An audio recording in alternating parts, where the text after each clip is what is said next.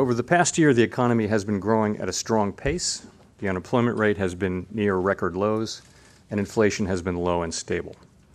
All of those things remain true today. Since the September meeting of the FOMC, however, some cross-currents have emerged. I'll explain how my colleagues and I are incorporating those cross-currents into our judgments about the outlook and the appropriate course of policy. Since September, the U.S. economy has continued to perform well, roughly in line with our expectations. The economy has been adding jobs at a pace that will continue bringing the unemployment rate down over time. Wages have moved up for workers across a wide range of occupations, a welcome development. Inflation has remained low and stable and is ending the year a bit more subdued than most had expected. Although some American families and communities continue to struggle and some longer-term economic problems remain, the strong economy is benefiting many Americans. Despite this robust economic backdrop and our expectation for healthy growth, we have seen developments that may signal some softening relative to what we were expecting a few months ago. Growth in other economies around the world has moderated somewhat over the course of 2018, albeit to still solid levels. At the same time, financial market volatility has increased over the past couple of months, and overall financial conditions have tightened.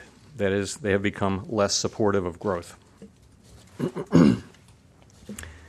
In our view, these developments have not fundamentally altered the outlook.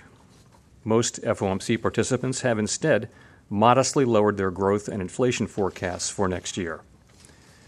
The projections of committee participants released today show growth continuing at healthy levels, the unemployment rate falling a bit further next year, and inflation remaining near 2%.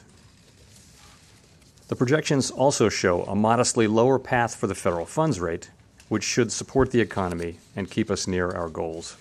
Today, we raised our target range for the short-term interest rates by another 1/4 percentage point.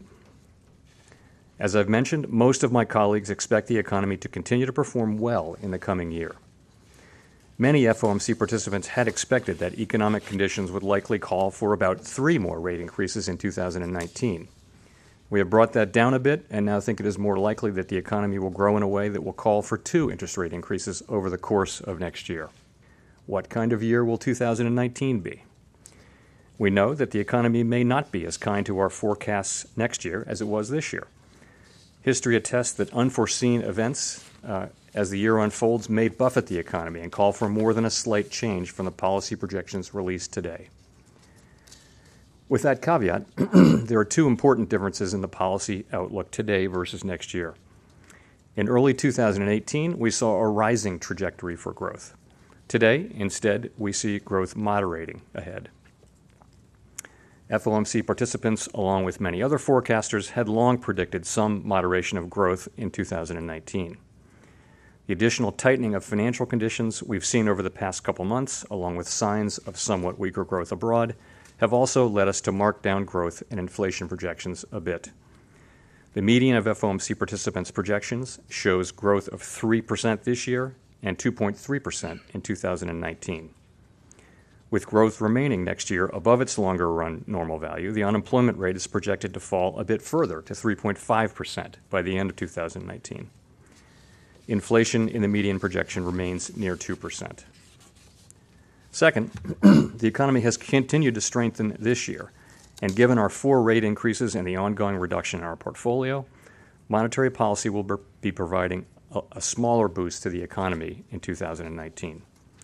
After today's action, the target range for the federal funds rate is 2.25% to 2.5%, putting it at the lower end of the range of estimates of the longer-run normal rate provided by the committee.